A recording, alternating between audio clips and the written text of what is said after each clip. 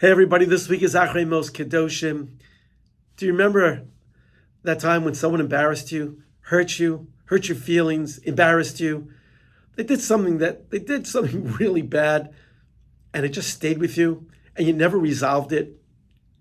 This week in Achrei Kedoshim, chapter 19, verse 18, the Torah tells us, Lo sikom v'lo sitor et bnei amecha.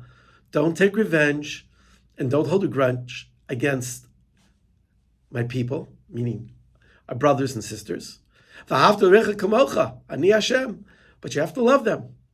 Okay, this is a really hard verse to get. First of all, someone did something really bad to me and you tell me not to hold a grudge? Like, I'm a human being. Hello? That's how you created me, God. And then you're going to tell me, I have to love them like myself? I have a hard time loving myself, period. Then I'm going to have to love someone else like me? And then finally, this Ani Hashem at the end. Like, why is God putting his stamp on this pasuk? I don't know if I'm going to be able to explain all of these questions, but I'd like to work on the velo sitor, not to hold a grudge. And Rashi quotes a Sifra to say that you want to borrow something from your friend, and he says no. Sometime later, the friend wants a favor from you. Can I borrow something from you? And you say, listen, I'm not like you. Sure, I'm going to lend it to you. That's holding a grudge, meaning I'm better than you. That's a very hard thing to do. But it means more than just letting go. It means you're holding on to something. Now, in general, when a person is angry, I have found personally that it's toxic and it eats you and destroys you from within. But I heard a quote from Rabbi Achrei who quoted Rabbi Sachs, and I could not find the quote, but I love the quote. And he says, animosity is not a safe emotion. And what he means by that, think of like nitroglycerin that is highly explosive and very sensitive to movement and temperature change. If you hold a grudge against somebody and you don't address it, eventually it's going to explode.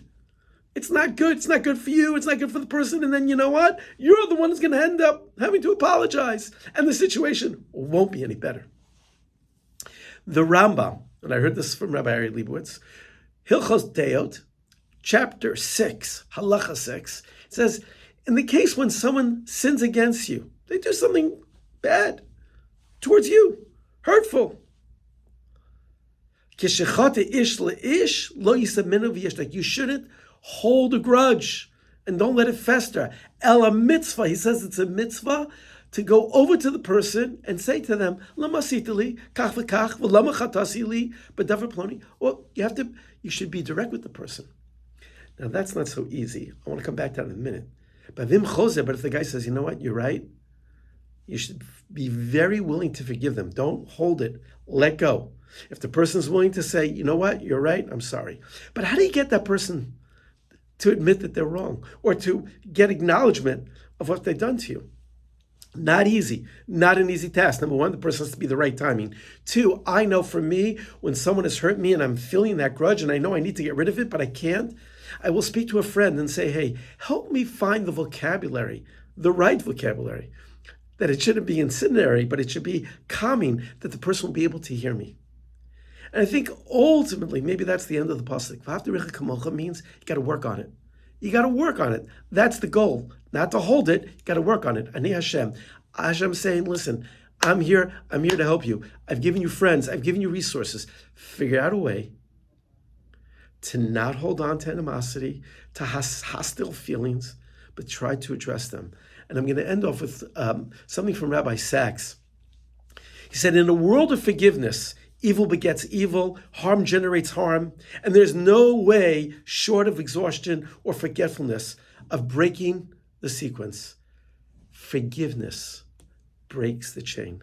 I wish you guys luck with this because this is something I'm working on all the time. If you like what you hear, please pass it on. Shabbat Shalom.